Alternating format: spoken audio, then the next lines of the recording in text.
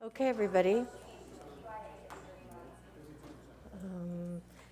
Welcome. We seem to have some competing audio. Welcome. We have our student representative joining us from Sato, Narek Hernandez. Would you lead us in the pledge? Please stand. Ooh. I pledge allegiance. I pledge allegiance to the flag of the United States of America and to the republic for which it stands, one nation, under God, indivisible, and liberty and justice for all. Thank you, Narek. That was an exercise for our sign language interpreters to move as quickly as they could during that pledge. So that was very challenging. Thank you for leading us off with that. We welcome those who are here for purposes of addressing the board at the proper time and in the order of their request. If you wish to speak during the meeting, please fill out a form indicating your name and the agenda item you wish to address. You may also make a request to give testimony on an item not listed for discussion today. However, full discussion on any items not listed on the agenda, excuse me, will have to be delayed until such time as the item can be publicly posted in advance as a regular agenda item. If you wish to ask questions, please address them to the chair and not to individual members of the board or staff. The board has been meeting in closed session regarding matters listed on today's closed session agenda and wishes to report that no reportable actions were taken. Before we move to the public hearing, we will have Narek give his report. So if he needs to leave us and maybe work on some school-related project or something, he can feel free to do so. So Narek, your report. Yes. Good evening, members and president of the board. My name is Narek Hernandez Herrera, a senior at Sato Academy, and I also happen to be the student council president at Sato. By the way, that's my favorite way to introduce myself. I think it's amazing. I am heavily involved in healthcare-related clubs on campus. Sato HOSA, Future Health Professionals Chapter, and secretary of the Sato Red Cross Club. Also, a huge part of my life that is a little bit more personal is a nonprofit organization I help run called A Kick for Sports. We reach out to low-income kids in my community, and along with my dad, we help raise money to pay for their uniforms and register them at a local soccer league so they can have an opportunity to play sports outside of school without any cost. All right, back to Sato. Sato has provided me so many opportunities, both inside and outside of the classroom, to gain essential leadership and life skills that I know will benefit me in college and in my future in general. From getting to take charge during our 10th grade and interdisciplinary roller coaster project, which required weeks of work across all our classes and a presentation to CSUOB professors and accomplished industry professionals, to getting to visit 22 LBUSD elementary schools and interacting with over 2,500 students for Elementary Engineering Day, teaching them about basic concepts through fun activities that hopefully inspire them to consider pursuing a career in the field of STEM. Sato Academy builds these experiences into the curriculum, and I appreciate being given those opportunities. Sato has also allowed me to take what I've learned and apply it to the real world. For example, in my biomedical innovations class, we're going to enter our bioengineering unit.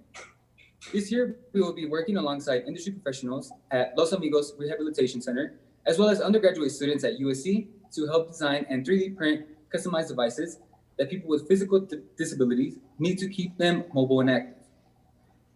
This unit will require us to utilize knowledge from our Intro to Design class that all students are required to take in the 9th grade, as we will have to create a brand new completely customized part through computer-aided design. Another way I have been able to transfer my skills to the real world is through my AP seminar and my AP research classes. In both classes, there's an immense research that is conducted, and AP research, one has to find a gap in science and conduct research to fill that void. This has prompted me to want to begin research alongside a CSUOB professor to help better understand the positive academic benefits that sports have on children and to possibly help allocate more funding towards community sports, especially in low-income areas. Now, being involved in clubs outside of school has also helped me out quite a bit. As I am becoming heavily involved in my school's Red Cross Club, I'm starting to make many strong connections with other service-oriented students in Long Beach. Along with the rest of Sauter Red Cross officers, we're helping to raise money for victims affected by the devastating wildfires that struck California earlier this year. And we are also planning a blood drive to help combat the sudden decrease of donated blood that has been caused by COVID-19. I've also been extremely lucky to compete in Sacramento and virtually in a state leadership conference for HOSA. And I have been able to perform along with professionals and talented musicians that come from all over the district because of the Odd District Orchestra here in LBUSD. And honestly, some of my most fond memories have been from Odd District rehearsals and the concerts. Socially, Sauter has surprised me a lot. A big fear I had about Sauter was its small size. I was fearful that Sauter was going to be maybe a little bit too small, but there's so much that Sauter offers to its students. Because I have been in student council for 3 years, I have had the immense honor to be the school co-chair at Sauter, and I've made incredible friends and memories over the past 4 years. I have become so comfortable with my peers, as well as the absolutely amazing staff that we have. The teachers and staff have always been so kind and supportive, and I have so much love for them, and I have shared many of my struggles and worries with them, and I truly, truly trust them with all my heart. Early this year, COVID-19 hit, and it hit hard. The transition to virtual classes was quite difficult for me, but everyone at Sauter made this transition extremely smooth and a lot easier. The teachers and staff have truly been so empathetic of their students, and I could confidently say with my whole heart that they have done and continue to do everything in their power to help us continue to succeed. I know it can be hard for them too, and for that, I am so extremely grateful for them because they have relieved so many worries that I've had. This pandemic has definitely made my senior year a weird one, but at the same time, this pandemic has made me get a lot closer to my teachers, and it has honestly helped me improve my communication skills a lot. To all the teachers at Sauter and in the rest of the district, I am so appreciative of all that you have done for me and the other students in the district, and I truly love you all so much. Now, so now that that graduation date is coming to an end, now in June, I have reflected a little bit more of my time in LBUSD. I think I've been extremely grateful for all the opportunities that I have had in LBUSD. But I definitely don't think that even in elementary school, I would have thought I would do all the things, that I'm doing right now. In elementary school, I came in with a number 2 pencil that was sharpened with a knife by my mom because we couldn't afford a pencil sharpener. And even in middle school at Hughes, I never really thought that I would do everything that, I am doing right now. Writing 13-page research papers, getting ready to design a device that will make someone's life easier, teaching basic STEM principles to multiple classrooms of elementary kids, building a roller coaster, becoming a finalist to getting a Posse tuition scholarship at UW-Madison, and the list goes on and on and on. And I definitely wouldn't be here if it weren't for my teachers, old and current. These past 4 years at Sauter, I have been pushed more than I ever thought I would be pushed. And because of it, I have become a really big influence on several kids that are growing up the way that I did.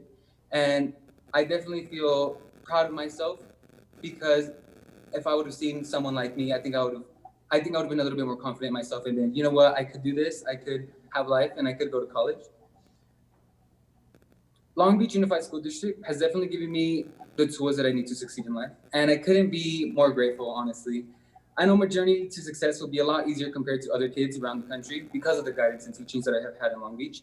And school has become such a safe space for me. And I'm excited to end my academic career in LBUSD strong. And I'm excited to see what I get to do in the future. Thank you. Thank you.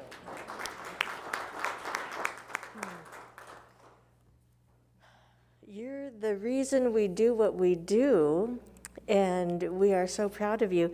Did you mention plans for next year, schools maybe, or? Yeah, so currently I am a Posse finalist, and Posse is this organization that gives you a full tuition to select schools. And I was a finalist to UW-Madison, so I'm currently in the process of possibly getting a full tuition ride to UW-Madison. And right now, that's my end goal. But I've also applied, I've also started my Common Apps and also a couple of UCs to UC Berkeley, UCLA, USC, Columbia. So yeah, those are some other schools that I've applied to. Well, okay, that's an impressive list. That's a very impressive list. we wish you all the best. I think one of my favorite things that you mentioned was being an example for others, and I see that in you, that you are an example for others, and that is wonderful. So good luck with your future endeavors, and you are welcome to join us for this meeting or leave whenever you need to. But thank you, Narek. Thank you. Okay, now we move on to public hearing. This is the time set aside for public hearing regarding the following. Resolution 110420-A, authorization to dedicate easement to Southern California Edison at Jordan High School for deteriorated pole replacement and stabilization. Do we have any comments related to this item? We don't, but Dr. Baker, do we have somebody to speak to this item, or? No? Do we have questions? Right, when the item comes up for approval, this is just the public. Okay. Okay, well, seeing that we have no comments or questions related to this item, then I declare the hearing closed. And I'll move on to the next item, which is call for agenda items for separate action or adoption of the agenda as posted. Move approval. Second.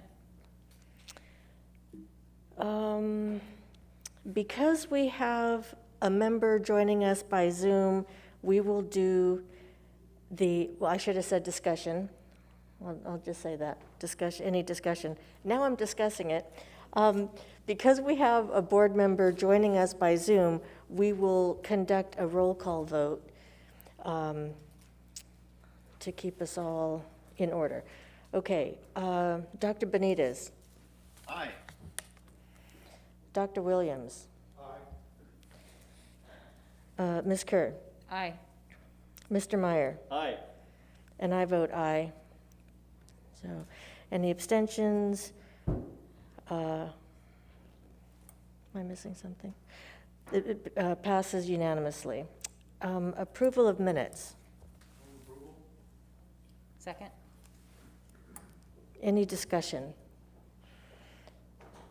Okay, roll call vote. All in favor, Dr. Benitez. Aye. Ms. Kerr. Aye. Dr. Williams. Aye. Mr. Meyer. Aye. And I vote aye. Any abstentions or? Nope. So that passes unanimously. Also, wait, did I just do the minutes? Yes, you did. Okay. And now we're at communications. Dr. Baker. Thank you, members of the board. We are so proud tonight to have the opportunity to honor members of our community from two different organizations who have provided different things for our students. And we're going to start with the Long Beach Challenge, and Dr. Salazar is going to introduce our special guests, Mike and Tracy Murchison. Can you hear me okay? Okay, good evening, board, executive staff members. I wanted to acknowledge, first of all, Tracy and Mike Murchison, who have been instrumental in helping us develop in particular, the COVID-19 Fund for Families through the Long Beach Education Foundation. Through their work, they have been relentless in their outcome, which is to find ways to support our families in need during this pandemic. And so I wanted to acknowledge them by reading a small gesture of thanks. Here's Tracy and Mike. So dear Tracy and Mike, on behalf of the Long Beach Education Foundation and the Long Beach Unified School District, we thank you for being our partners in education. Your efforts to support our students and their families during this pandemic are such a display of your kindness and generosity. You have organized the Long Beach Challenge with such urgency to meet the needs of our community, and as a result, students have benefited tremendously. We will be able to provide families in need with many resources thanks to your many efforts. We thank you for supporting the district and the foundation's mission with such grace and thoughtfulness. You stepped up when others needed you, and we cannot be more grateful. Thank you for everything. Thank you, Tracy and Mike. I know our president has a token of appreciation, so I'll invite President Craighead. And if you want to say something. Please. Dr. Camarino, can you take a picture?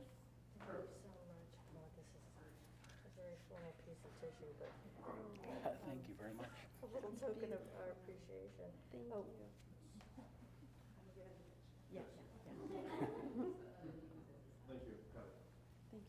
Thank you very much. Oh, thank you. And I invite you to say some words. Can I have to keep this on? Chair and board members, two specific board members who I've known for 40 years, Felton and John. It was a labor of love. My wife and I were watching Good Morning America when the pandemic hit, and I saw on a national level, we both saw that there was this national challenge going on, and it was basically challenging athletes and artists and musicians to basically donate auction items, all for 4 national feed the homeless, feed children, that type of thing. And so I said to her over a couple glasses of wine, why don't we do a Long Beach challenge here? She agreed. She made the wrong decision because she had to do all the work. So I just want to let you folks know that we raised, in a very short time period, about $90,000. We had a live auction that was a lot of fun for 45 days, a lot of hard work by Long Beach Unified, the Education Foundation, Meals on Wheels was the other beneficiary, and my wife.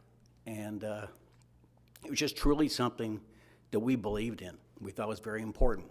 We wanted to give back to kids, we wanted to give back to seniors and those that were disabled. And we thought that was something that I've been a lifetime member of the community. I'm a Long Beach product of the schools. We wanted to do something for you all. And so it was a great honor, excuse me, for the two of us. And so thank you very much for acknowledging it. Hopefully we can do it again, if my wife will allow us. But I also want to tell you that through all this, I got to know Dr. Baker and Dr. Salazar, and my wife's credit on this one. I wanted to give something back to you folks tonight, and this is what I'm also here for. My parents, George and Joyce Murchison, my wife and I were sitting around the dinner table, and we have a foundation called the Bess Hodges Foundation. Many of you may know about it. And we give money back to nonprofits in the community. But we had some remaining money left this calendar year, and we didn't know what to do with it, and we wanted to do something special. And so my wife mentioned, what about the digital divide? And so it got us thinking about the problem with kids and school and Zoom and hotspots and all these other things that I don't know a lot about, but I believe in what she wanted to do. I get a little emotional, I apologize. But in any event, Dr. Baker and Dr. Salazar convinced me that this was the right direction to go in, that there was a need, and that they identified 83 families that they could provide hotspots to for the rest of the school year and half of, I believe, next year. So with that in mind, I don't come here tonight to receive a gift. I also come here tonight to give a gift. And so tonight, on behalf of the Bess Hodges Foundation, my wife and I, and my mom and dad, we want to give you $15,000. So thank you very much.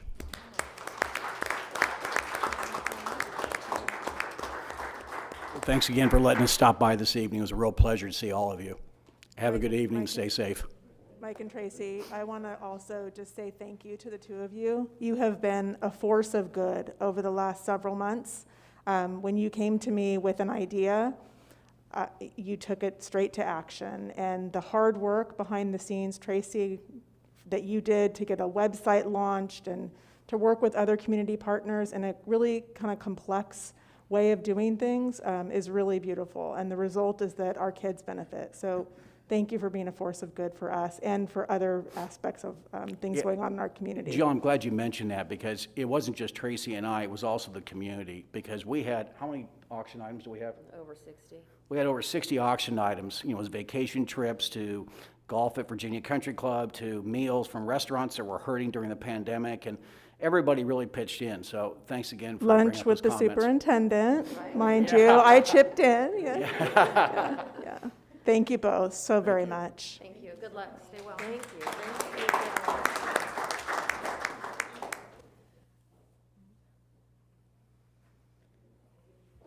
Next, we have the pleasure of hearing about the Molina Foundation from Angelica Gonzalez, who's going to introduce our guest, Mark Spiker, and to present the Molina Foundation's work.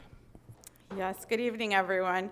Before I introduce you to Mark from the Molina Foundation, I want to remind you that this summer, the Molina Foundation, a national nonprofit organization focusing on reducing the disparities in access to education and health, awarded Long Beach Unified students 75,000 beautiful books through the Book Buddies grant as a part of their Families Learning Together campaign. In late summer, around late August, the pallets of books arrived from Tennessee into our warehouse, and with the leadership of Crystal Miranda, our curriculum leader, library media curriculum leader, library media assistants from schools across the district, they completed the process of sorting the thousands of books into smaller pallets that were organized by levels. Today, we're excited to share with you that the books are ready to be distributed to the thousands of families at early learning, elementary, middle, and high school sites across our district. We held our first book distribution event at Nieto Herrera Elementary School this past Monday, and we were joined by Dr. Martha Molina Bernadette and Dr. Faustino Bernadette, Molina Foundation President and Vice President, as well as several of our board members. And today I want to introduce to you Mark Spiker. I'm sorry, Mark. He's the Molina Foundation Grants and Logistics Coordinator. But before he comes up, we have a little video to show. I know those of you that were able to attend on Monday, you're able to attest to the joy on the faces of the children who enthusiastically selected their books from the boxes and boxes of books. But because we want to share that joy with you, we have a little video for you to share the joy with you and express our gratitude to the Molina Foundation.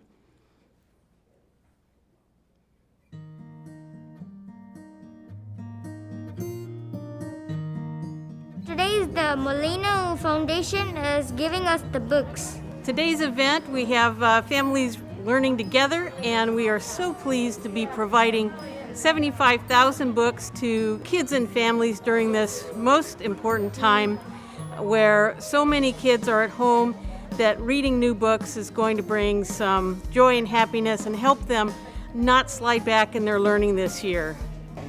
I'm excited about learning. Well, we're so excited to be able to give books to a lot of kids who don't have many books, especially in these hard times of COVID-19.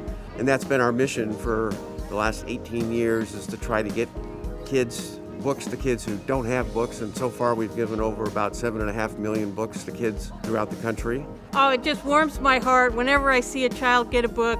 A brand new book is especially wonderful, and to be able to keep the books is something that many of them don't expect and are very excited about. And also, when somebody gives you something, it makes it easier later in your life maybe to give to other people. Thank you, Molina Foundation. Thank you, Molina Foundation. Thank you, Molina Foundation. Thank you, Molina Foundation.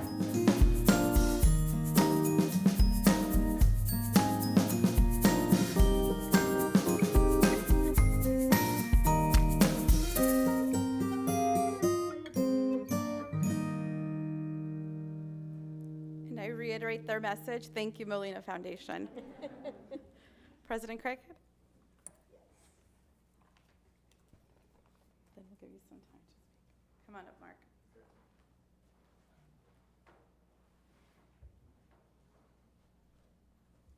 On behalf of the district, we'd like to give you this little Very nice.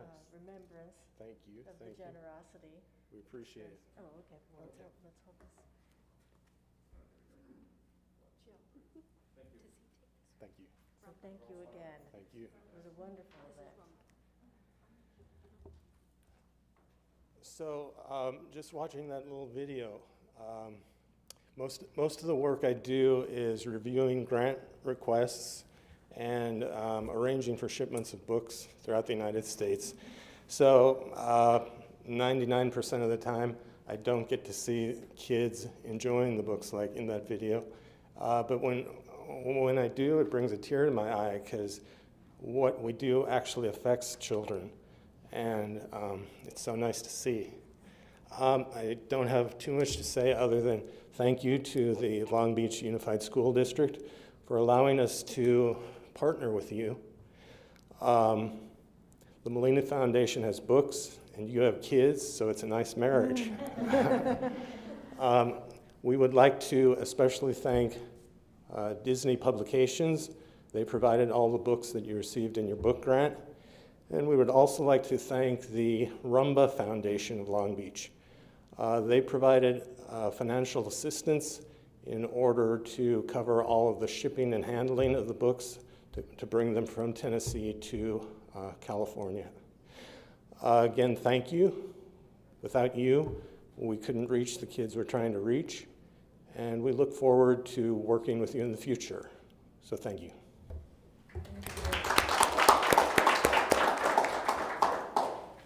I'd also like to thank Angelica Gonzalez, who is our point person for this project, director of the Office of Curriculum Instruction and Professional Development, Herrera's principal, Claire Fieri, the teacher librarian, Craig Helmar, and the Herrera support staff that organized Monday's event. Thank you to all of our team under Angie's leadership for putting on such a lovely event on Monday.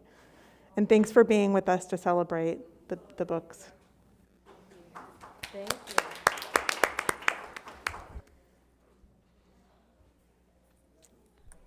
Okay. Yeah, it was a wonderful event.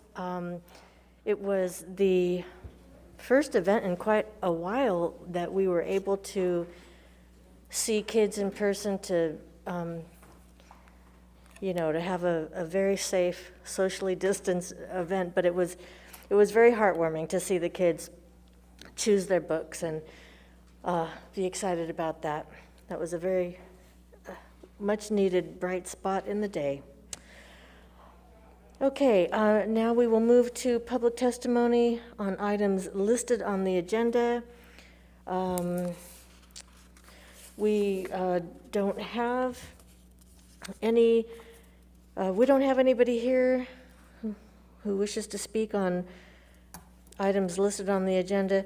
And also I want to mention that our phone call-in system is up and running. The information is on the website, but we don't have any phone messages for items listed on the agenda. So now we will go to public testimony on items not listed on the agenda. And we have a couple of people here to speak. And we will start with Andrew.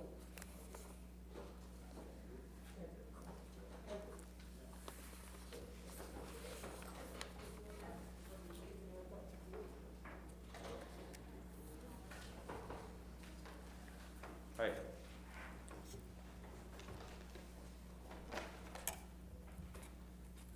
Appreciate you guys hearing me today. My name is Andrew Tisdale. I'm here on behalf of my son, Chase Tisdale. He's a 7th grader at Stanford Middle School. Chase has struggled his whole life with emotional issues and depression. I've seen him down before, but never in this deep, depressed, and unfortunately suicidal state that he currently sits in right now. He thrives with structure in his life. This pandemic has taken everything away from him that he knows, that he loves, which includes his social life, football, and especially school. When he gets upset at the current situation, all he says is, "Dad, I want to go back to school with my friends. I want to get back to normal." Here's a text message that he sent to my wife about a week ago. "Today I thought it was going to be a good day, but it was not. I wanted to go in front of a train and kill myself. My life is not going to get better for a long time, and I don't think living is necessary." Sorry. How I've been treated in my life by everyone is so bad. I have no point to live at this time. The Army's not going to accept a dumbass like me. I'm probably never going to get married or have kids. I'm not going to get a job, so I think the end is coming soon. I don't even know why I'm living right now, and I want to commit suicide. I want to live a good life, but every day gets harder and harder, so I think I should just be allowed to go. Good night, I love you. I'm sorry you have to live with me and go down this road. You have to do that. I'm sorry. Love you. Bye. I wrote this because you can see his mental state right now that he's currently living through. So obviously, as a parent, this breaks my heart to have to read, and I'm going to do everything in my power to get him help as we move through this. Opening up these schools is the first step to recovery for Chase and all the students who are sinking with this ship. What this is doing to the mental psyche of our children moving forward may have irreversible consequences, as this isolation, due to continued closures, is becoming the new normal to them. I spoke to a psychiatrist the other day who told me the amount of phone calls coming into the office for kids struggling with mental and emotional issues right now was overwhelming. I understand that you guys are doing your best with health and safety for both the teachers and the students being the top priority. It's hard for me to justify, though, when I see other districts around opened, continue to stay open all around me. Please, I'm begging you guys to rethink the decision to close the schools. My son Chase suffers enough emotionally on a daily basis, and I just don't want to see him hurt anymore. Please open up these schools as soon as possible. Thank you. Thank you.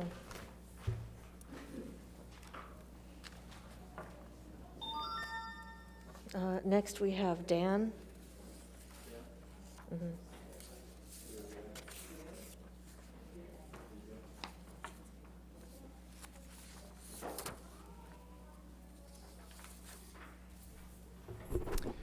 Good evening.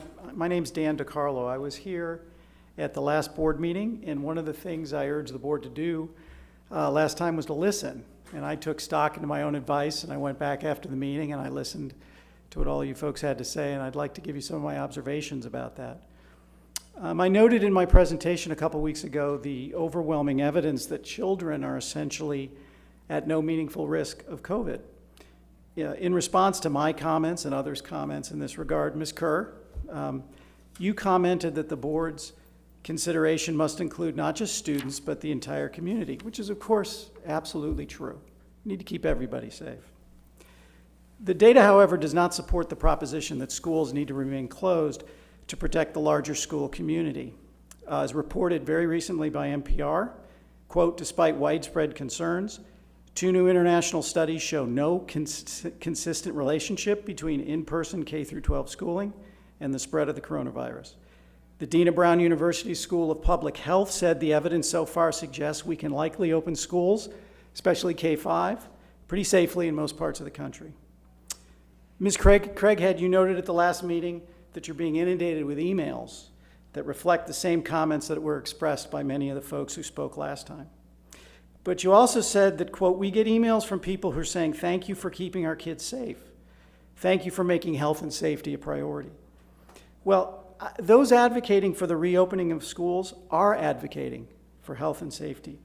And I think the implicit suggestion otherwise is not accurate, and it's not fair. Those are not mutually exclusive concepts.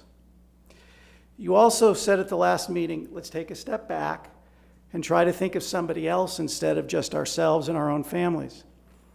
First, in my view, the board should be encouraging more people to step forward and share their personal experiences. But that comment, to me, also marginalizes the many people who've come in here and advocated for the community at large, and not just for their own families. Dr. Williams, in your comments supporting the board's position, you said, quote, it's unconscionable to me for us to lose even one student in this district to this pandemic.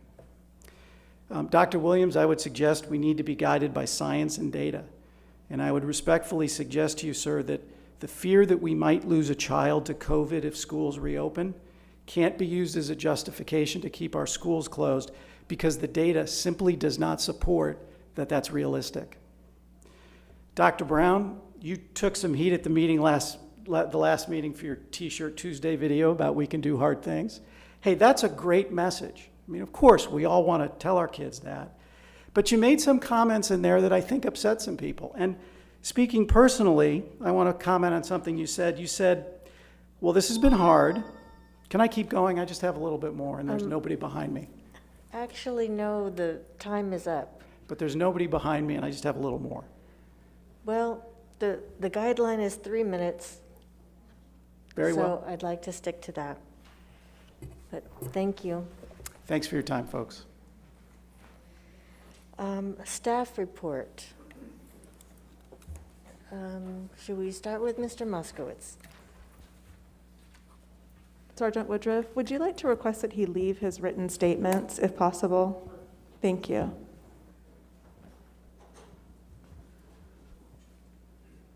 I'm pleased to kick off this section that will feature Mr. Moskowitz and team in just a moment. Student engagement and learning update is going to be a standing item on our agenda as we work towards increasing the presence of student learning on our board agendas. And so tonight, we have the pleasure of hearing from Brian and his team as the first part of a student learning and engagement update. All right, thank you, Dr. Baker, and good evening. As Dr. Baker mentioned, so the title of this section, Student Engagement and Learning, I think I can speak for my colleagues at other levels at middle K-8 and high schools that our work this year is really centered on those two items. Of course, we want students to learn, and we know that it's challenging during these times, but we're committed to making sure they learn. But equally as important, we want to make sure that we are engaging with students and with families, and that's not always easy when they're not on our campuses. So our schools are doing some great work in leading for this engagement and making sure that we're reaching out and connecting with students. And I just want to give you a couple quick examples of what that looks like right now at the elementary level, and then I'll introduce some other folks. So starting this last Monday, all of our TK through 5th grade teachers at both elementary and K-8 schools have started their fall conferences. And so for any of you who've been an elementary parent at some point in your lives, you know that that's kind of the hallmark in Long Beach Unified, that every November we have our parent conferences, parent guardian conferences. And they're just really great times at any time in any year for the teacher and the parent to connect and to talk about ways that they can support their student. I think it's even more important now because our parents, more than anybody, know how their children are feeling and dealing with our current distance learning environment. So the conferences going on right now are really important. I want to give one example of something I think goes even a little beyond that. So over at Lafayette Elementary, all of the teachers there are holding what they call family meetings. So they started this last year where they would actually have the parents, the siblings, all come together along with the child. And there'd be a conversation amongst the family and the teacher. What's working for this child? How can we work collectively to support this child? And this year, of course, with distance learning, those family meetings are happening virtually online.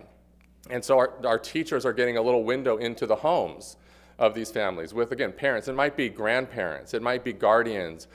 It can be 5 and 6 people sitting around together on this Zoom call or this Google Meet session with the teacher and talking about how we can support the child. So taking this idea of student engagement to family engagement. And so really proud of the work over at Lafayette. And we think about learning, something our teachers are really grappling with right now is how do we assess student learning?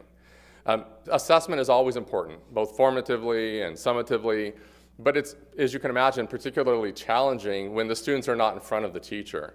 So our teachers are doing some amazing work right now and really grappling with how do we do this well? So whether it be one-on-one sessions, a small group, finding ways to connect with students to be able to try to determine what is the learning loss, what are their current abilities, and how can we move them forward. So just a big shout out to our teachers right now. When we think about student engagement and student learning, of course our teachers are at the forefront and they're having to be much more innovative than ever before and just doing some great work at this time. We also recognize when we talk about student engagement and student learning, we know that our CDC and our Head Start programs have been doing that very well for many years, but in particular since July, as you've heard us mention many times, since July, they've been providing those student engagement, student learning opportunities in person. And so we're thankful for that. We're thankful for the staff who have really led the way in ensuring that we have really high quality health and safety protocols in place so that our students are safe, that our staff are safe as well. So with that, we've talked about them many different times, but we haven't had our leaders in the room. So I first want to introduce Lachelle Diggs, if you just want to kind of step forward, Lachelle. You'll, of course, recognize Lachelle. She's been a principal, a very effective principal in our district for many years. And this July, you all appointed Lachelle to be the director of Head Start. She's already doing some great work, and there's a lot to learn in Head Start, and she's deep in the learning process. She'll be back with us and with all of you in a couple of weeks during the board workshop to give a little bit more insight into the Head Start program, but I just wanted to quickly introduce Lachelle to you. So thank you, Lachelle. Yes, and we can give Lachelle a round of applause. And I don't need to introduce because you know her well, but I do want to call up Cindy Young. Cindy is the director of our Child Development Centers. They support both our pre-K school age programs along with our Kids Club program. And so again, I've talked about health and safety. Cindy's not here today to talk about all the great health and safety protocols in place. We know they're in place. We've seen pictures and videos. Some of you have visited, so we know it's there. But really what I want Cindy to do today is to talk about with the students who have been in person, particularly our school age students and our Kids Club students. These are the students who are in grades kindergarten through 5th grade. They are in a distance learning environment, but they're actually physically on our campuses, in our classrooms. And you'll hear Cindy talk about how her team is supporting these students to connect to teachers, but also to provide great high quality childcare while their families are off working. So I'm gonna hand it over to Cindy so that she can talk to you a little bit more about the student engagement and learning happening in our CDC programs. Cindy. I'm gonna grab the. Oh. Perfect. Thank you. Take a breath. Thank you. Good evening, President Craighead, board members, Superintendent Baker, executive staff, and members of the audience. My name is Cindy Young, and I am the director of the Child Development Centers and Kids Club. It is truly an honor to be here this evening to highlight the efforts and work of our CDC, Head Start, and Kids Club superheroes, our students and our staff. Tonight, I'm going to focus my efforts on the teaching and learning occurring in our school-age programs in CDC and Kids Club. The staff have done a phenomenal job providing in-person services to help our families and essential workers while supporting our TK to 5th grade teachers as they make teaching and learning a priority. After a great deal of planning, professional development, and hand-over-hand training, we launched our programs. I am proud to say that CDC and Kids Club have been providing in-person services since July.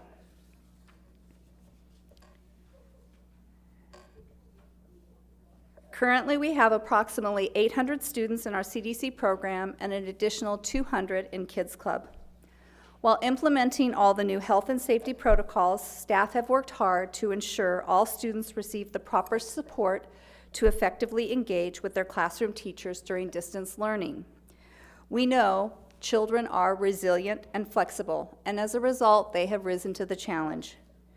Reduced ratios and creating cohorts, classrooms have taken on a dynamic structure which ultimately created challenges for the CDC and Kids Club teachers. These included creating multi-age classrooms. Typically, we would group TK to grade 2 children together and 3rd through 5th grade students together. However, in an effort to reduce exposure, siblings have been grouped together. Classroom cohorts now span from TK to 5th grade in one space. Additionally, we had to consolidate our program due to reduced ratios. We were not able to open all of our centers. Students from multiple campuses currently attend at one school site. This allowed us to serve more families. Although consolidation was a positive, in each classroom it increased the different distance learning schedules, breaks, and lunch times. On top of juggling the variety of schedules, CDC and Kids Club staff ensure that students have all the necessary supplies to start their day. Worksheets are printed, hands-on materials and manipulatives are distributed, mini whiteboards are cleaned, and books and Chromebooks are set up. Picture this. In any given moment in one classroom, you will see some students engaged on their devices, others are on break or at recess, when all of a sudden another student jumps up and starts doing PE or yoga, while 2 more are practicing or warming up their instruments. Classroom ratios are small, but they are very busy. TK and 5th grade teachers collaborate with CDC and Kids Club staff to assist students that may be struggling or that might need a gentle reminder to focus. It has definitely been a team approach. Cultivating a classroom atmosphere where teachers deliberately balance caring relationships with high expectations and supports for student success provides a foundation for a safe learning environment that values diversity, trust, and respectful communication. You may all recognize that from the Understandings Continuum. In alignment with U6, our goal was to create warm, caring learning environments.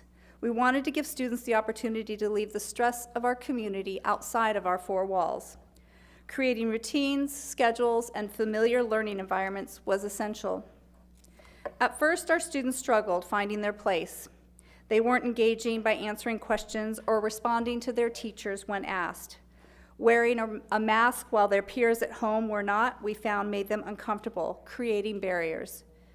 To help us break down these barriers, TK to 5th grade teachers have been encouraged to host special days for all students, such as Wear Your Favorite Mask to School Day. Additional challenges included sitting for extended periods of time. Typically, in a traditional classroom setting, students move about the room, engaging in collaborative work groups, small group instruction with their teacher, circle time, and independent practice. Now students spend a portion of their time engaged on their devices. Although breaks are embedded in their day, the amount of time sitting has been challenging and difficult for many of our students. In response, we have created flexible seating opportunities. Beanbags, wobble seats, floor desks, comfy couches, and pillows give students options to move around the room to increase their engagement and remote participation. Providing balance is important to ensure student success. When children are not engaged in synchronous or asynchronous learning, CDC and Kids Club staff work diligently to provide enrichment activities to support the social-emotional development and well-being of our children. Social-emotional development is the foundation to the overall well-being of a child. If children do not have this balance, successful learning does not occur. Teaching children how to socialize during a time when socialization is discouraged is a challenge. Students can engage in combined play and interact with one another as they follow all the new health and safety protocols. Implementing these procedures with fidelity has been a priority for the staff. We have also included the students in the new learning procedures so they understand how they are stopping the spread. They truly are superheroes. Our students are happy and they are learning. Our staff are happy and have embraced all the new changes and procedures. We are resilient, hardworking, and dedicated. We are the students and staff of CDC, Head Start, and Kids Club. I am very proud to be a member of such an incredible team. Thank you for the opportunity.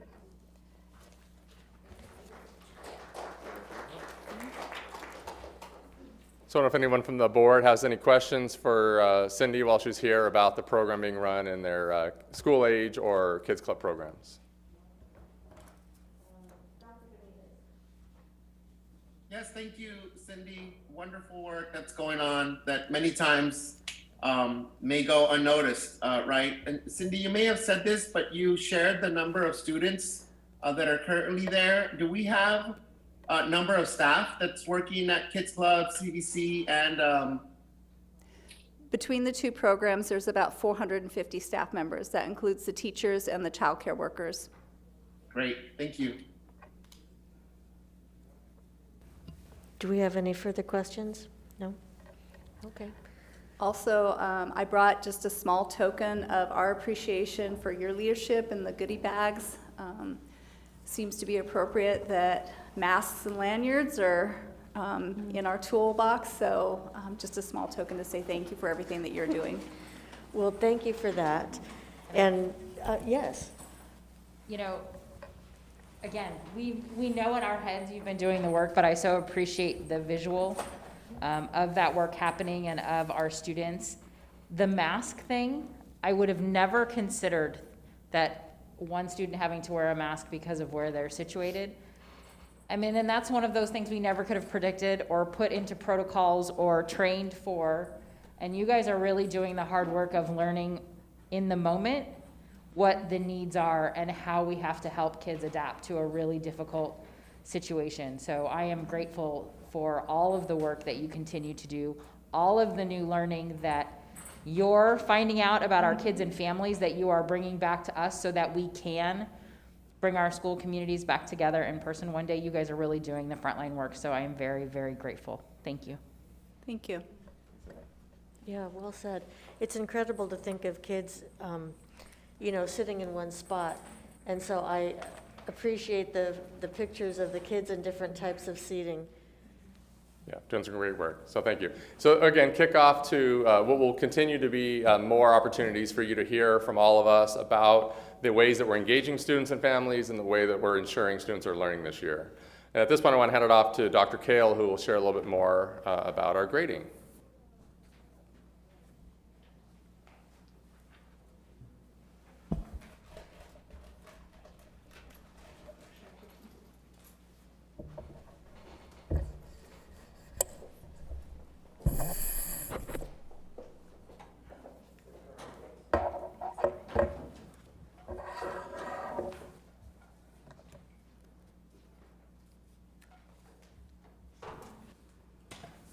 All right. Good evening, Madam President, members of the board, and executive staff. Not only was yesterday Election Day, but it was also the end of the first quarter for us. And maybe that's not exciting news, but it does bring us to a place where we want to have some conversations around grading, especially as it relates to equity. We are preparing to have letter grades for the first time since January. So it's been quite some time. So tonight I'd like to provide you with an update on how we worked to provide guidance to our sites in this very unusual and challenging time.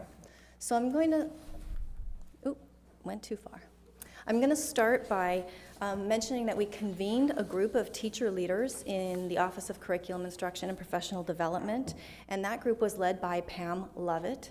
And this group rallied around a couple of questions. The first question was, how do grading practices need to differ in a distance learning environment?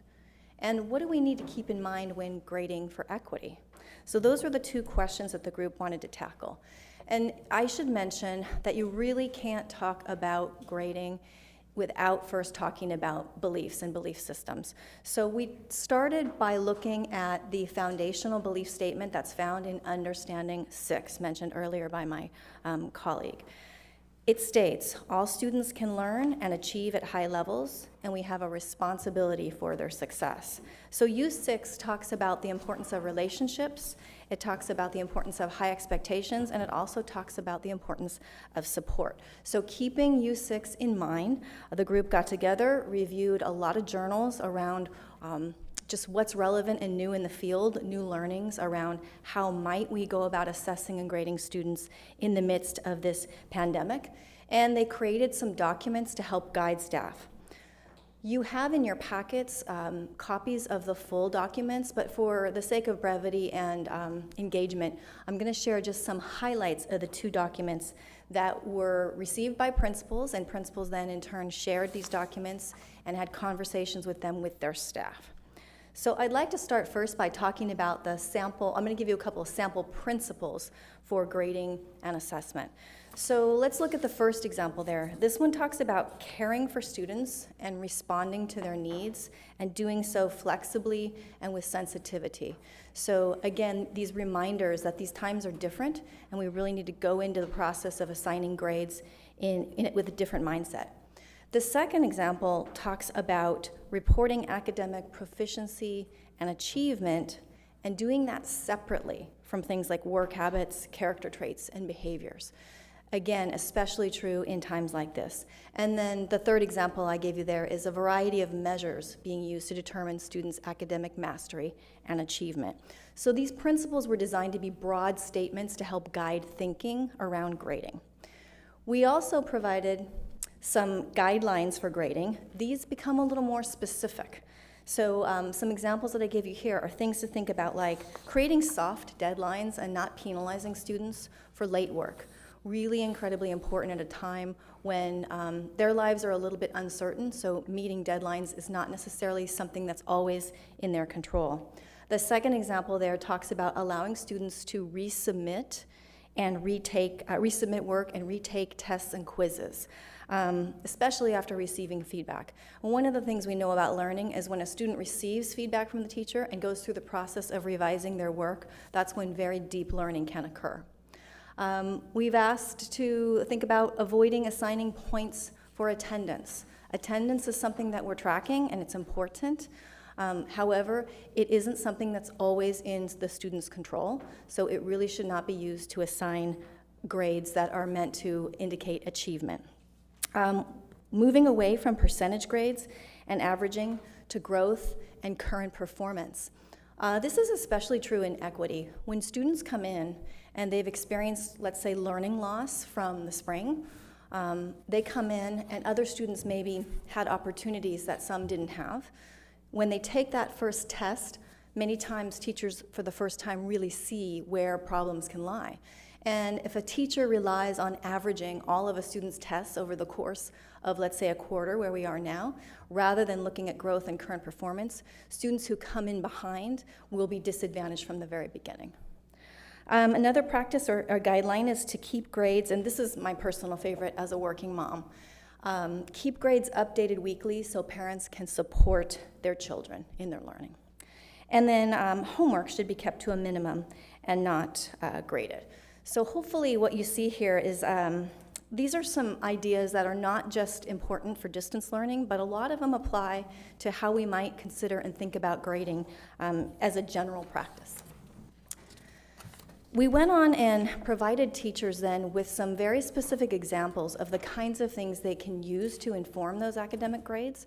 And so this is an example of some elementary examples that we gave. So on the screen you see examples of publisher-created and district-created reading, writing, and math assessments. At the secondary level, we did the same thing. We provided teachers with concrete examples of the kinds of assessments. So again, you see publisher-created and district-created assessments here. And then finally, we gave examples that they could use across K-12. So publisher and teacher-created items like quizzes, tests, performance tasks, the kinds of things that teachers use on a regular basis.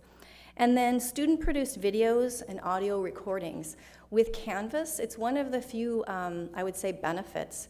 So students, not benefits of Canvas, I mean one of the benefits of distance learning and assessment. The ability to have students record themselves and then the teacher look at their recordings. It gives teachers a real opportunity to watch students reading and doing things that they may not always have a chance to do in the classroom one-on-one. And then finally, classwork completed during or outside of class are things that can be graded. So with all of that, we wanted to be also concrete about the kinds of things that we would encourage teachers not to use for grading. So that is things like formative assessments. So exit slips or whiteboard practice or Jamboard notes. And for those who may be unfamiliar with what a Jamboard looks like, there's a picture of one there, so the students can actually type on Post-its and move them onto a board and share that in groups or share it with the whole class. And then, of course, there's always class discussions. And so those are the kinds of things that teachers do as a means to determine next steps for the whole class or small groups or individual instruction, but really shouldn't be used to inform individual student grades. In addition, we have state tests and then selected platforms that we also should not use for grading. So for example, many of our students will be taking the SBAC interim assessment blocks. And those are tests that are used to give them exposure to SBAC items, to exposure to the testing platform, and allow teachers to see how students are progressing toward those grade level standards. However, the state is very clear that those items should not be used to inform grades. And then finally, Lexia, Core 5, and ST Math. Those are examples of platforms that our elementary students use that are providing them with leveled reading and math opportunities. So it allows students to progress at their own level, but again, they were not designed to assign letter grades. Let's see, one other item. This is from our research colleagues. So our research office has been revising our grading comments. And as you know, since grades are computerized, the comments are a selection, so the teachers have to select from predetermined comments. And so I'm happy to report that the #1 used comment in our district is "a pleasure to have in class." So that is the number one comment. And so that's a comment that we are going to keep, because we know when parents and students see that on a progress report or report card, that is a great comment. However, we looked at some of the comments that haven't been looked at or changed in a while, and we really wanted to align them with the new distance learning situation, and then also our work in social emotional learning. So you see a couple of examples there of some changes that we made. So for example, new for distance learning participates in synchronous sessions. So letting parents know whether or not the student is actually participating during the session. They may know that their child has logged on, but are they actually participating? And completes asynchronous assignments. So is the student, especially for those of us parents who are not there to monitor, is the student completing those assignments as expected? New for social and emotional learning displays a strong growth mindset. We know that growth mindset is something we want for all of our students, and it relates to self-management, and seeks help when needed. We know the importance of students reaching out and becoming advocates for themselves. So that is something that informs how they're doing in relationship skills. So those are some changes that we've made and that parents will start to see on some of our report cards. So the last thing that I'd like to say before I open it up for questions is I just want to mention, circling back around the recent professional development. So we talked about the summer training, but in October we did some professional development with teachers. And while we didn't focus on grading as a topic in and of itself, there was a lot that was provided that informed or helped teachers with their practice around grading and assessment. So there was a Canvas training, and they learned how to use the built-in quiz features in Canvas for that. And in the digital pedagogy training, they learned how to use a variety of digital opportunities, let's say, for formative assessment. Coming up in November and December, we'll be doing some more training.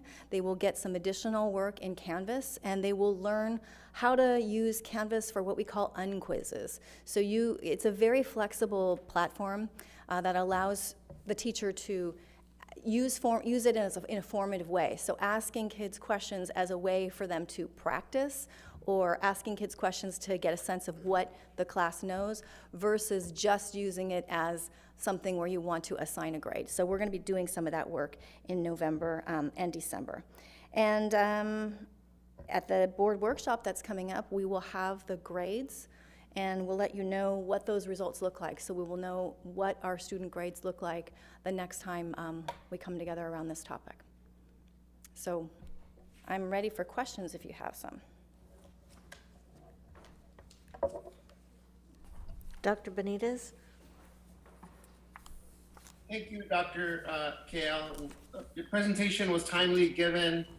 I'm sure many of us saw the article in the Times about all the D's and F's that students of color and poor students are receiving in our neighboring district. So I want to build on the equity piece in relation to grading.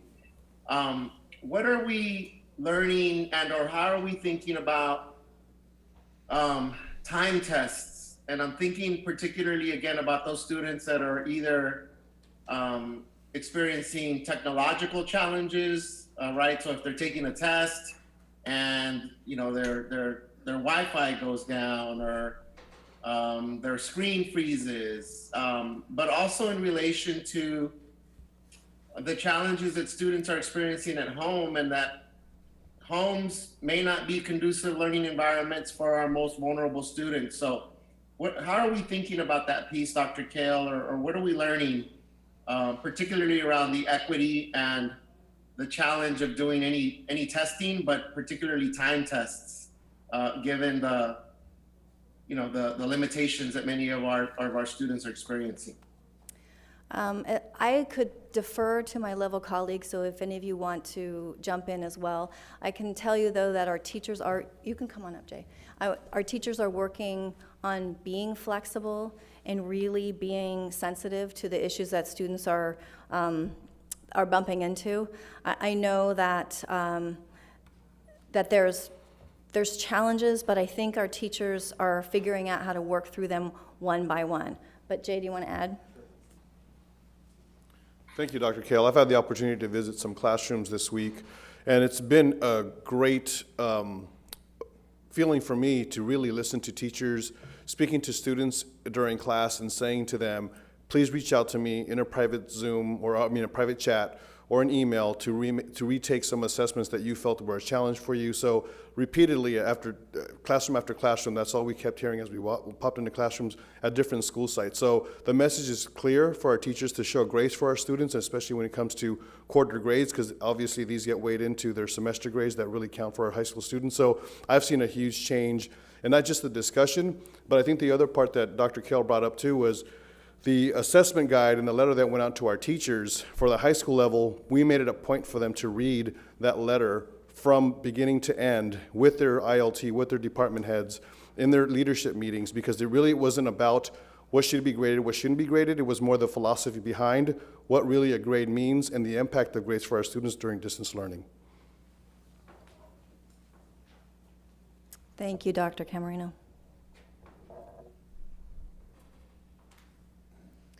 Do we have any other questions for Dr. Kell? Ms. Kerr? Thank you for this.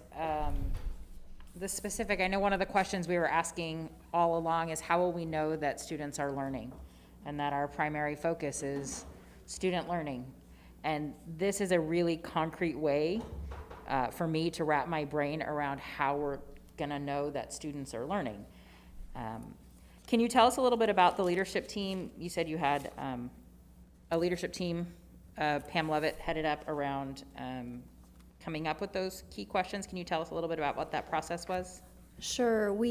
In the beginning, when we were trying to sort out what we were going to do as we were opening schools, and we were thinking about all of the training that teachers needed, and trying to make that magical 5 days of training happen. In the course of all those conversations, of course, we started to have conversations about grading, knowing that grading was going to be letter grades this go-around. And so the team realized they needed to provide some guidance to teachers, but there's challenges in thinking about grading when you think about all the various grade levels, all the various subjects. And so the group got together, and originally their thinking was, we really just need to focus on formative assessment. And so the team just talked about the importance of it. Luckily for us as a system, we've been doing a lot of work in the past around formative assessment, so our teachers have had quite a bit of training. But it's this idea that if I'm teaching in the moment, I can figure out whether or not the students are with me. There's a variety of strategies I can use, and then I can adjust my teaching in the moment. So the team decided to focus on that, but we also realized that people were going to need some guidance around grading. So that's when they decided to just start reading, because not knowing, none of us was an expert in this area, none of us really knew how we went about doing this. They just started to do some research. So that was a group of curriculum leaders who are teachers on special assignment and who got together and came up with the recommendations in the midst of kind of everything else. When we first rolled out the guidelines and the principles, then we realized, we got feedback from the principals, the school site principals, PALS, that wasn't enough, that we needed some more specifics. So Dr. Camarino mentioned an assessment letter. We had sent out the assessment letter to our teachers, letting them know this year, as we do every year, which assessments were going to be mandatory. So it was going to be an expectation that all students take certain assessments, and then which assessments were going to be recommended.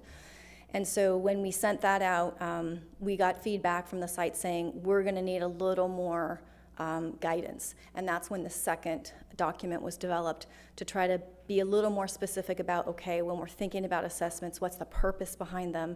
Which ones should inform progress in a formative way, and which ones really should just inform grading, because at some point, we do have to give kids grades, as much as maybe people might not want to.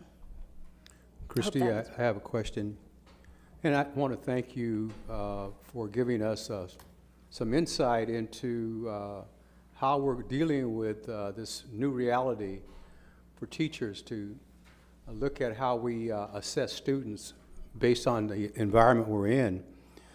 My question, though, is what type of feedback are you getting from teachers about your recommended grading practices? What kind of feedback are teachers giving you? Well, as far as us in OCIPD, we tend to hear from teachers who will reach out to the curriculum leaders. The curriculum leaders have assigned office hours where they make themselves available for teachers to jump into a Zoom and ask questions. So a lot of the questions, part of the challenge too is understanding how to even give these assessments. Because you have to remember, some of these assessments are being given in an online platform for the first time. So we're dealing not just with the purpose and not just with how you use it, but how do you actually even give the assessment? So much of that kind of support is happening. And I would not be honest if I didn't say that it wasn't challenging and that we weren't hearing from teachers that this is challenging. I think the kids are really rising to the occasion, and the things that I think teachers were worried about before, they don't seem to be as worried about. I think in the beginning, teachers were concerned, well, how can I give a test? The students can have the answers in front of them and those kinds of things. And they've worked out a lot of those sorts of details. I've watched some teachers giving instruction and having an amazing ability to monitor their email, monitor what's happening in Canvas, monitor students on Zoom. So the teachers are consistently multitasking and really kind of keeping their eye on everything in order to figure out how the learning is progressing. It's truly amazing what they're doing. Thank you. Okay, do we have any further questions or comments? No? Okay, well, thank you so much. It is incredible to learn about all of the accomplishments in such a short amount of time and how everything has to be redesigned. Okay, let's move on to business items. Personnel. Yes, Madam Chair. I have the personnel report prepared by our Assistant Superintendent of HR, David Zaid, and approved by our Superintendent, Dr. Jill Baker. I'll read the classified portion of the report first. There were 14 appointments, 18 leaves of absence, 3 abandonment of positions, 9 resignations, 1 retirement, 2 amendments, and 1 rescission. On the certificated side, there were 12 appointments, 1 in-service change, 1 leave of absence, 3 retirements. Move approval. Second. Discussion. All in favor with a roll call vote. Dr. Benitez. Aye. Dr. Williams. Aye. Ms. Kerr. Aye. Mr. Meyer. Aye. I vote aye. Any opposed? Any abstentions? That passes 5-0. Finance Report A. Move approval. Second. Discussion. Roll call vote. All in favor. Dr. Benitez. Aye. Dr. Williams. Aye. Ms. Kerr. Aye. Mr. Meyer. Aye. I vote aye. Opposed, abstentions, passes 5-0. Finance Report B. Move approval. Second. Discussion. Yes, Madam Chair, I recuse myself from participation in Finance Report B on the consent calendar. I have a potential financial interest under Government Code 1091 and 87100. My husband works for a subcontractor who has done work for the payees. Thank you. All in favor, Dr. Benitez. Aye. Dr. Williams. Aye. Mr. Meyer. Aye. I vote aye. That passes 4-0 with 1 abstention. Business Department report. Move approval. Second. Discussion. I would just like to thank the generosity of the Gene Haas Foundation. They donated $12,000 to CAMS for a robotics program, and also the Long Beach Judicial Partners, $4,500 to Smith. These are wonderful and generous contributions to our students, so thank you. All in favor, Dr. Benitez. Aye. Dr. Williams. Aye. Ms. Kerr. Aye. Mr. Meyer. Aye. I vote aye. Any opposed? Any abstentions? Passes 5-0. Purchasing and contracts report. Move approval? Second. Discussion? All in favor, Dr. Benitez? Aye. Dr. Williams? Aye. Ms. Kerr? Aye. Mr. Meyer? Aye. I vote aye. Well, I should say opposed or abstentions. That passes 5-0 also. Superintendent items. Dr. Baker. So I'm pleased to present on behalf of Dr. Kale and myself the standard quarterly Williams UCP report that covers the areas of instructional materials, assigning teachers, and maintaining facilities. You'll notice on the report that there were no complaints in this quarter. Thank you. Anybody have any questions about that? Okay, well, I was going to say move on to unfinished business, but we have none. New business. Resolution 110420-A, approve authorization to dedicate easement to Southern California Edison at Jordan High School for deteriorated pole replacement and stabilization. Move approval? Move approval. Second? Discussion. All in favor, Dr. Benitez? Aye. Dr. Williams? Aye. Ms. Kerr? Aye. Mr. Meyer? Aye. I vote aye. Any opposed? Any abstentions? Passes 5-0. Equity policy development update, Dr. Brown. Information items this evening, and I'll be brief but celebratory. On Monday afternoon, we celebrated our first student equity town hall meeting, and we had a small but mighty group of young people from our middle and high schools who participated in a conversation that followed a thought exchange, where we heard from them about their thoughts on equity, what it means, what adults would benefit from hearing, and what is weighing heavily on their hearts and minds on that topic. And so I'm grateful to Dr. Benitez, to Ms. Kerr, Dr. Baker, Dr. Camarino, Dr. Salazar, and Mr. Itzen, who were adults present and listening with them.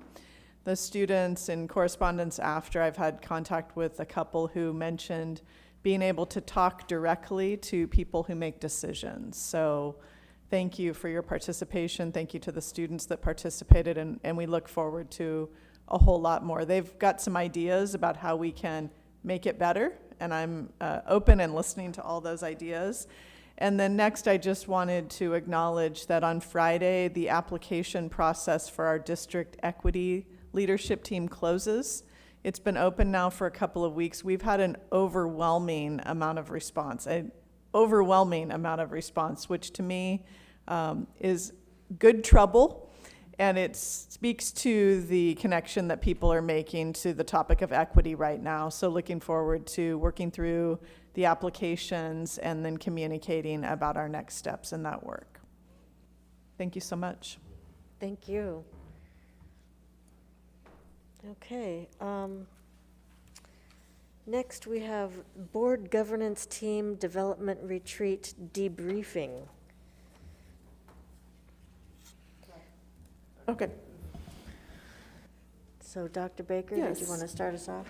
Yes, I would like to just acknowledge that last week we held the first Board Governance Team Development Retreat with all board members attending for discussion around the foundational mission of school districts, school boards, and superintendents, effective practices of student outcome-focused governance teams, self-assessment on board effectiveness, onboarding processes for new board members, and the beginning preparation for the next Long Beach Unified Strategic Plan.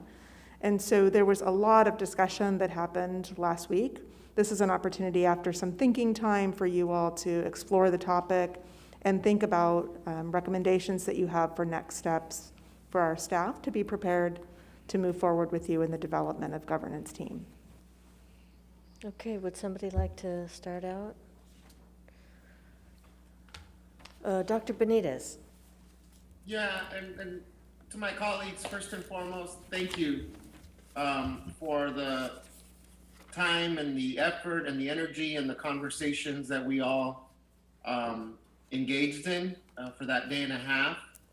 I just kind of wanted to reflect on a couple of things that I think are in alignment with where we all said we wanted to be as a board, and I think in alignment to what our district, our students really need right now. So I think just two things, and I'm looking forward to continuing our conversation. One is something that stood out to me, and we had really good conversations about and reflected on some readings. A good reminder and affirmation of what school boards do and what school boards focus on.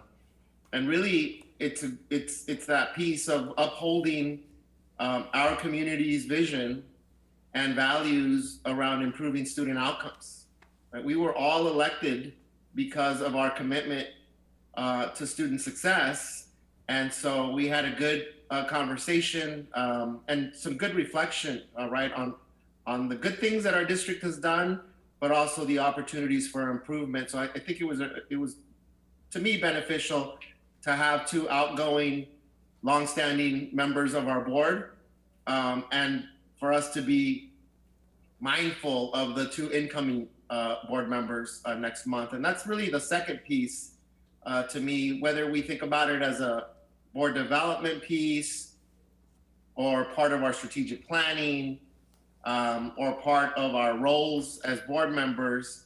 I think it will be a great opportunity for our two incoming school board members next month to really partake in those conversations around how to be an effective board, what our role is, and again, emphasizing that commitment to improving student outcomes and upholding our community's vision and values on how to achieve and improve those student outcomes. So just wanted to sort of reflect on those two pieces. And the bigger piece for me is being appreciative of being able to have that space, because oftentimes we do get caught up in the day-to-day grind of our agendas and school board meetings. And I think it's also important to have some spaces to talk through why it is that we're here and what our commitment is and how we uphold that commitment through an effective board and effective governance practices. So thanks to the executive staff also for putting that together, and just looking forward to continuing our conversation. Thank you. Ms. Kerr? Yeah, I also want to thank executive staff for helping us come together to do what I think is really critical work. We talk a lot about growth mindset. We talked about it today. And, you know, you can watch the video of the meeting. It's not altogether comfortable to do this work. And I will say Long Beach has been successful. So our facilitators from the Council of Great City Schools work with districts all around the country. And they know Long Beach has worked hard for students and that our students are doing good work and are successful, you know, more so than some of our counterparts around the nation. And this is an opportunity, I feel, for us as a board and for me personally as a board member to do that growth mindset work of what are we doing? Is it enough, or is there more we can do to support student outcomes and student learning? Because when we talk about all the time, when we know better, we do better. So it's not a comfortable place to be, always to say, and you know, students know this, teachers know that, we're all in that moment of doing the self-reflection so that as we continue in this time and as we move into, you know, the parts of education and the what's next, as we get back together, we're going to do better because we've taken the time to examine some of the practices that have been successful and as Dr. Benitez says, the opportunities to uphold what we say are our community values around equity and excellence. So, yeah, this is one of those moments, you know, I saw a little chatter in different places about the board doesn't know this and the board doesn't know that, and I own what my shortcomings as a board member are, and I'm committed to doing better.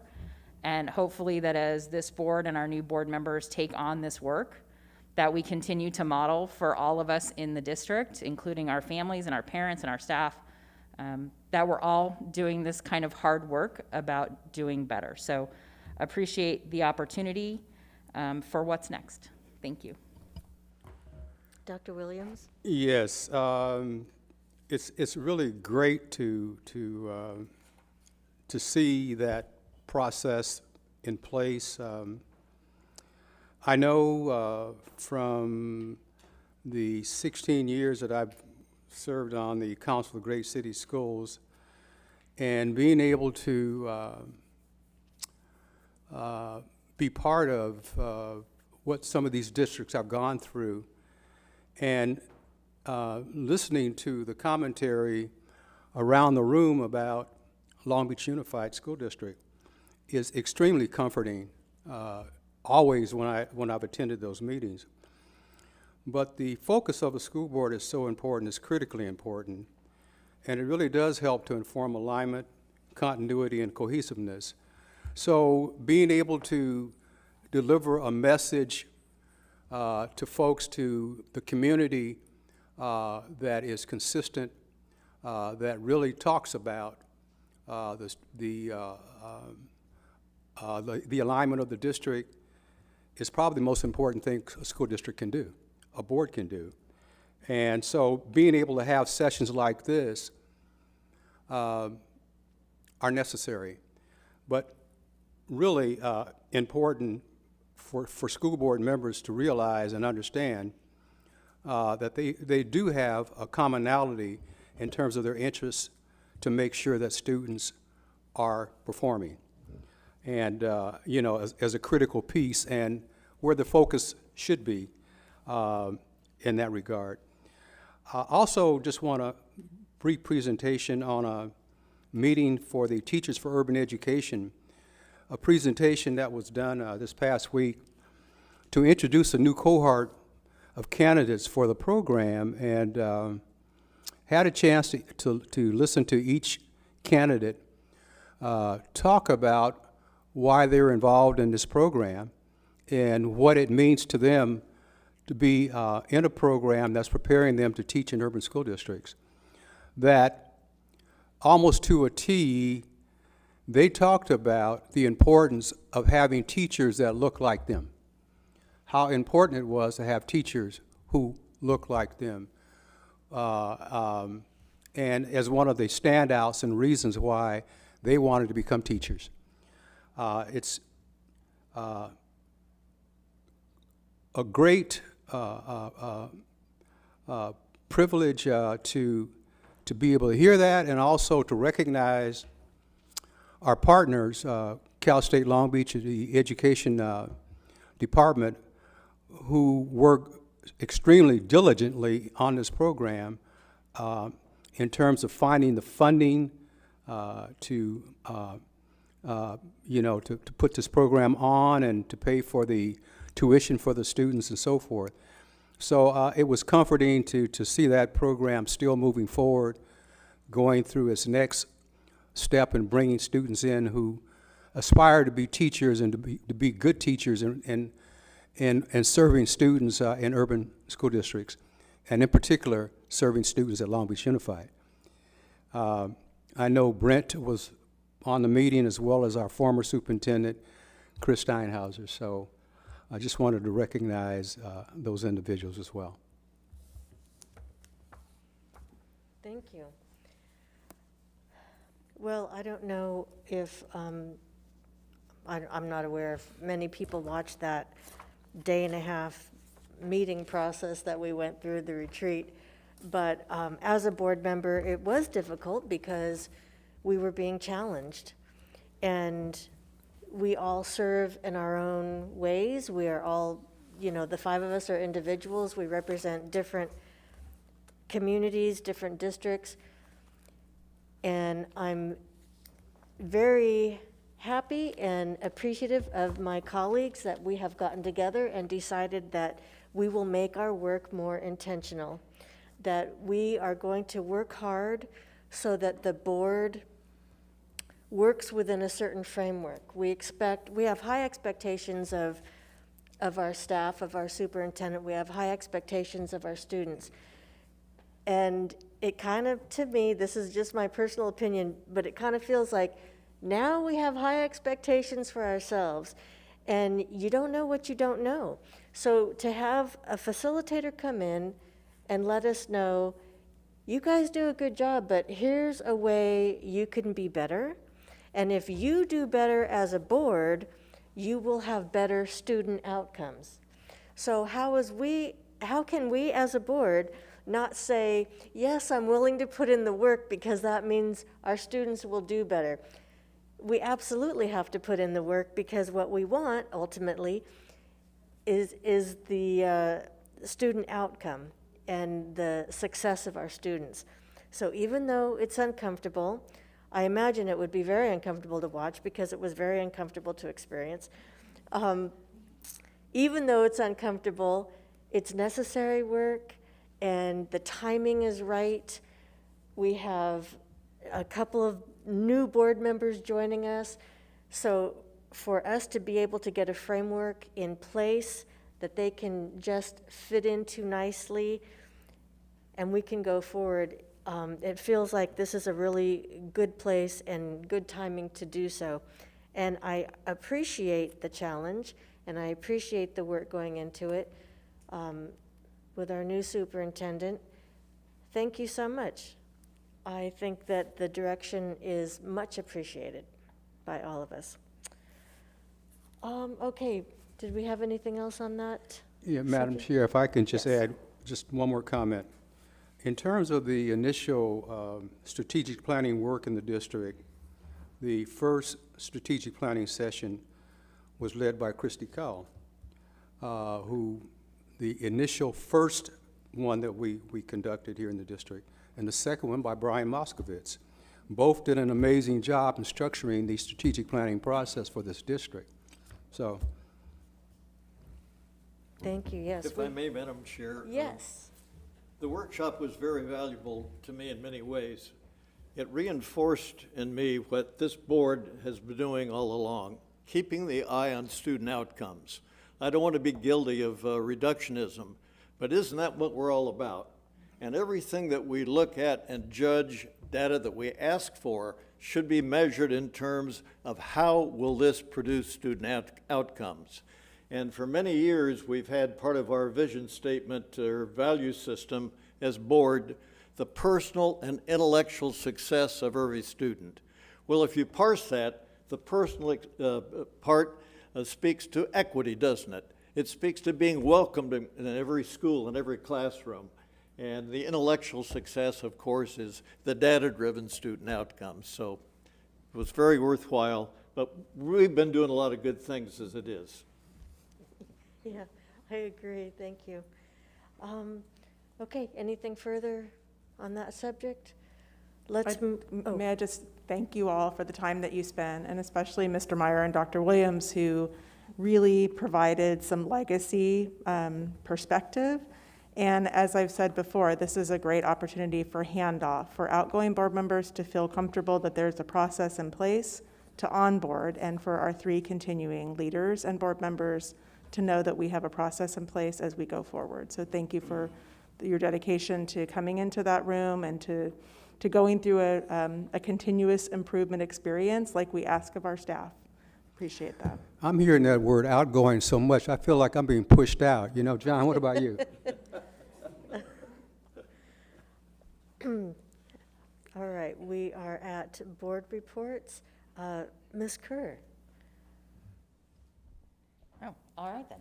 I feel like I've said a lot. I want to thank the Molina Foundation for giving us a really fun, socially distanced event where we could witness that light in kids' eyes as they got new books. I was a book junkie as a kid as well, and so an opportunity to come and pick a brand new, beautiful book to take home and to keep at home.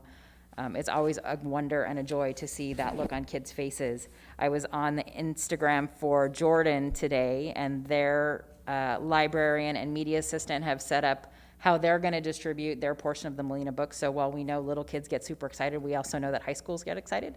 So They're doing theirs at their lunch distribution on Friday and inviting their students to come and pick up books and just, again, boxes and boxes and boxes. So to the Moline Foundation, who has done that before, I know I'm grateful that we continue to be a partner that you choose locally to help kids. I think that's it. The only other note I have on here was when Mr. Moskowitz was talking about family meetings for Parent-Teacher Conference Week. We know that that's always, those 10 days that everybody's a little jittery and rushing around, and that looks very different this year. And so I had this picture when you said that of family meetings of caregivers and aunties and grandparents and family pets probably making an appearance and all of those things, and an opportunity to see our families and check in with families in a different way. And so I'm grateful for the innovation of the staff that are doing that work, and those families who are being checked in on. So I just want to thank everybody for their hard work. Thank you. Dr. Benitez? Thank you, Madam Chair. I had a chance to visit Educare last week, so I want to thank the staff there.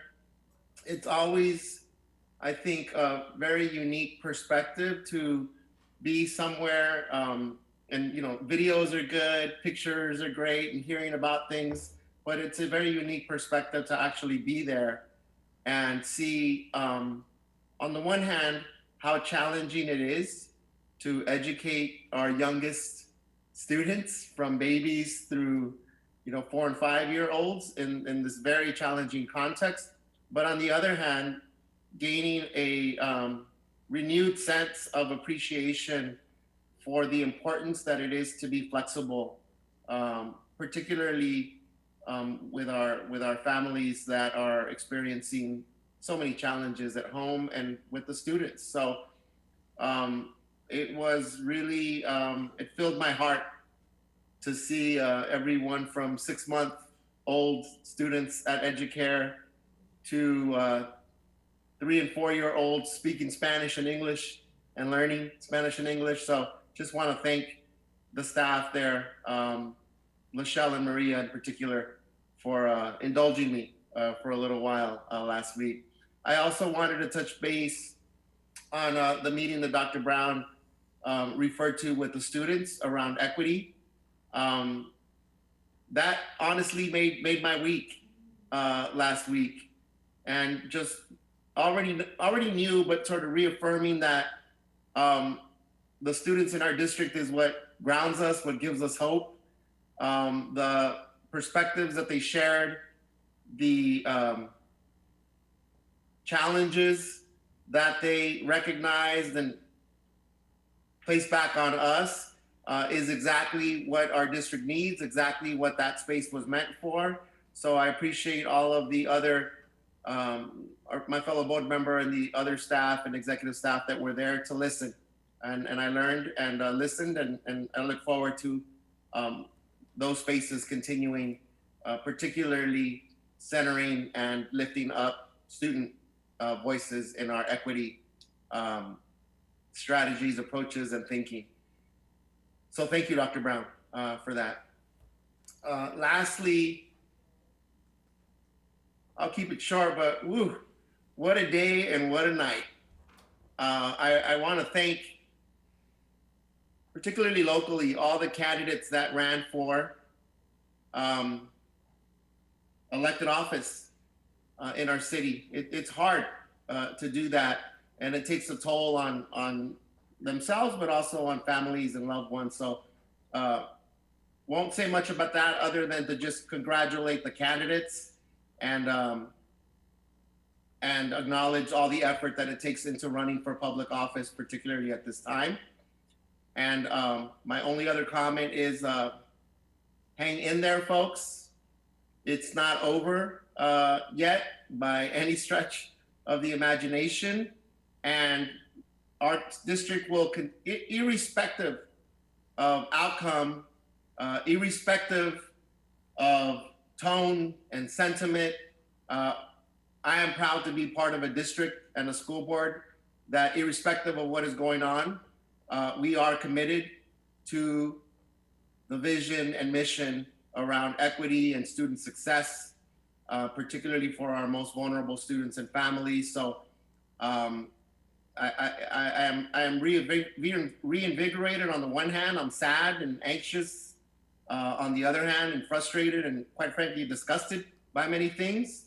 But it doesn't take away from our purpose here locally for this generation of students. And I want to applaud all the work that our staff is doing at the school site level, at the district office level, and my colleagues, that we will continue to reaffirm that mantra, Mr. Meyer, that you always refer to, right? The intellectual and personal success of every student, and our other mantra of all means all. So I would just say to our community members, to anyone watching, but particularly to our students, hang in there. We still got a lot to figure out as a nation, but our district at its core and many of the things that are going on here locally, preliminarily with things like Measure Us, that looks like it's looking good right now with the numbers, but that also upholds our commitment around equity and investing in our youth. So I won't say very much other than that, Madam Chair, but I felt I needed to at least say something about what's been going on here the last 24 hours. Well, I'm glad you acknowledged that. There's a lot going on, but we keep it away from the kids as much as possible because we are a nonpartisan group. Dr. Williams? Yes. Board report? Sorry, I didn't hear one. Board report? Report? Reports? Your We already did that. Okay. You want me to get back to you? Oh, your mic is on now. Now it's off. Mr. Meyer? Thank you. I've said many times how proud I am of my colleagues on the board, and I just want to say I think you all will be equally proud of Doug Otto, who will replace me. We collaborated and have made a schedule. So far, we've visited 15 schools together, and he spent about an hour with each principal developing a relationship and focusing on outcomes, I might add. So he's with it.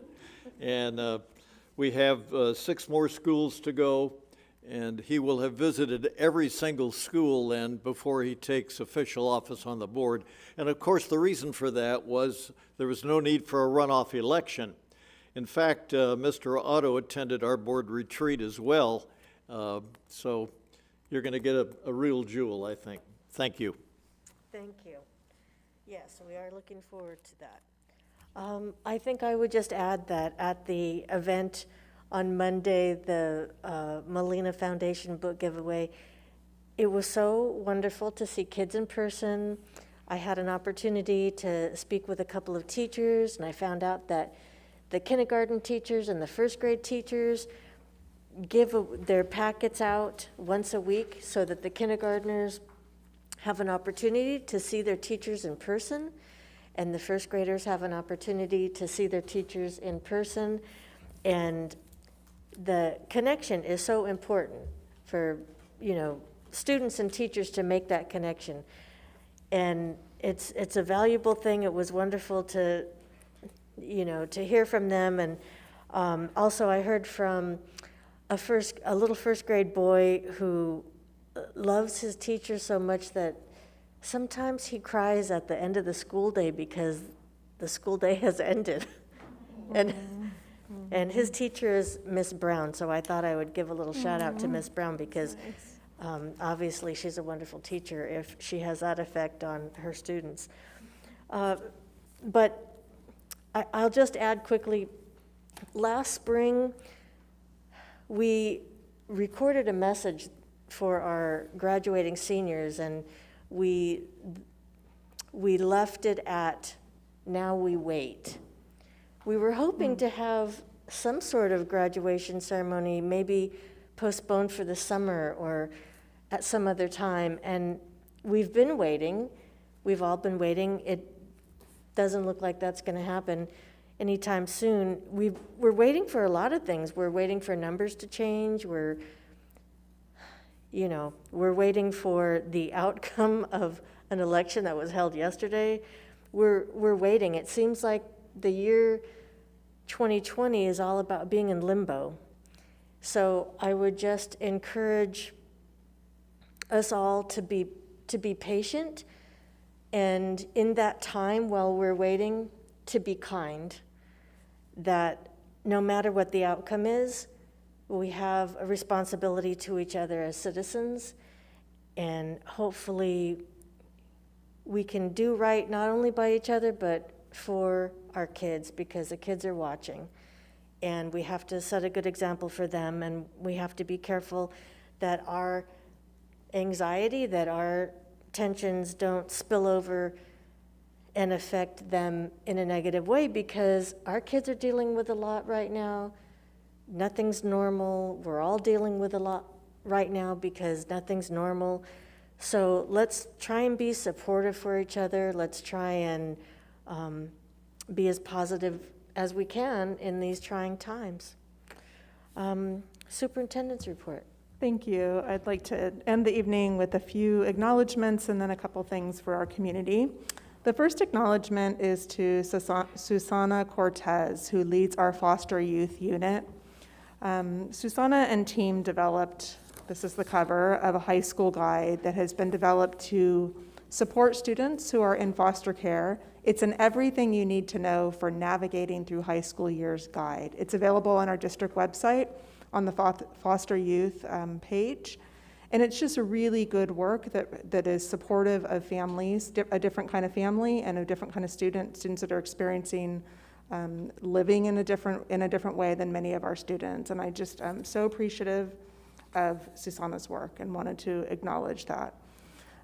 Also want to, for our community, coming out in the next week, every family will receive a postcard that is about getting connected. This is an additional effort on our part to make sure that we have up-to-date addresses and that we're continuing to outreach to parents about how to get messages, how to get on the district website, how to get on their parent view if they haven't done so.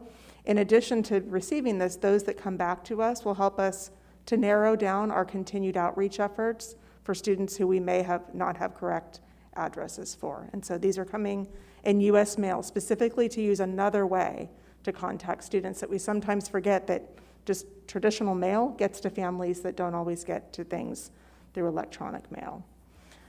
Last week, I had the pleasure of interviewing 5 of our former students, well, actually 2 current students and 3 former students.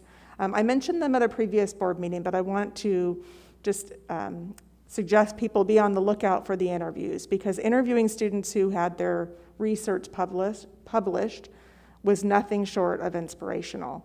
It is inspirational for other students to hear the voice of a student tell their story about what they researched, why they researched it, and what it led to in terms of college interests. 2 of the students now attend Cal Berkeley. They had gone to Millikan. One of the students attends Georgetown now, and then 2 of our current Poly High School students. So be on the lookout for some video footage, both for students and families, to hear what that AP research sounds like. And then I'd like to just acknowledge that there are many virtual clubs taking place in our high schools. While the buildings are primarily closed, many of our students are participating in virtual clubs, and they're doing things like outreach to other students. So an example is the Wilson Black Scholars held a game exchange. They put out very safely, had a whole table outside of Wilson, called out to their students, and as a club, they put out games that were board games and other things that students could do to get off their devices and have in their families. And so I want to be supportive of all those virtual clubs, and especially the peer-to-peer outreach that we know matters for students. And then lastly, just to tell the community that on Friday, we'll have our next community message out. It's got some useful information, some updates about the district website that I hope people will take the time to either read or to watch in the video form. And that's my report. Thank you. Do we have any announcements? How about adjournment? Move to adjourn. Great. Thank you, everyone.